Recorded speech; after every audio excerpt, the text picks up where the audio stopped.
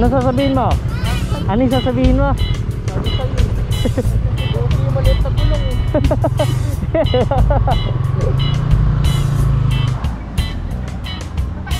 Ano? Beast Flash. Kapit to.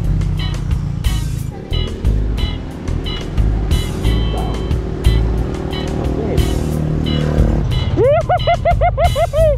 Kinakabahan ako! Woo! Imayanig! Buwis buhay tulay! Diyos ko po! Woo!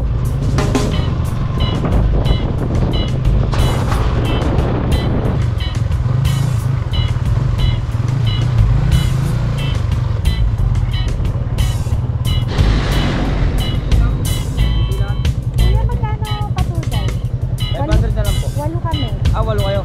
Ganda na lang po siya. Oh, kahit gitna ang kuya.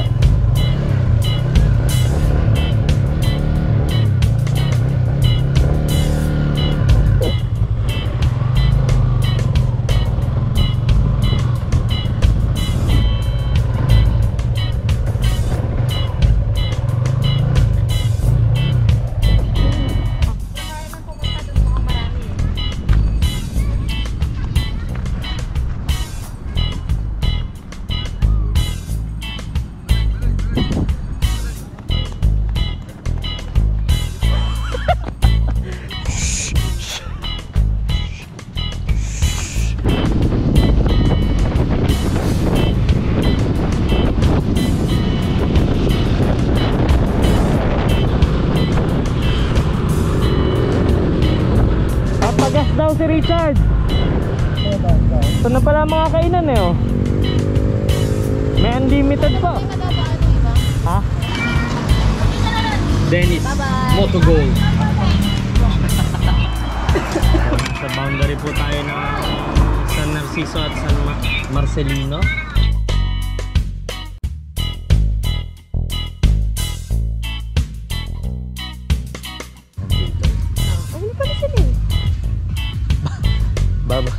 Babalibagin ko ako yung tent niya.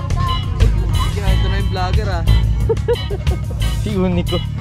Si Unico. Ito ka. Eh, kape.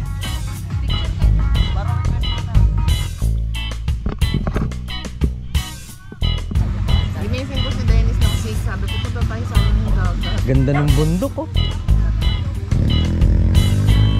Ayun oh, may binbag dito. Gaya oh. Kasi akala ko tulog ka pa. Kasi alam ko gising na. Doon ako nagtanong ng kape. Ako bibili sana. Kape nga po.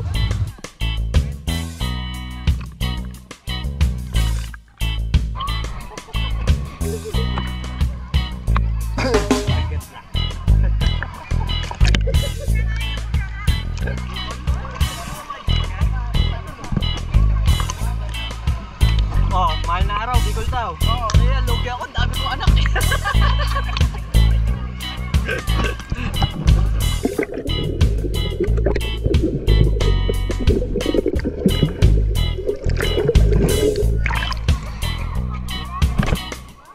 Okay na pa, nagre-record na to.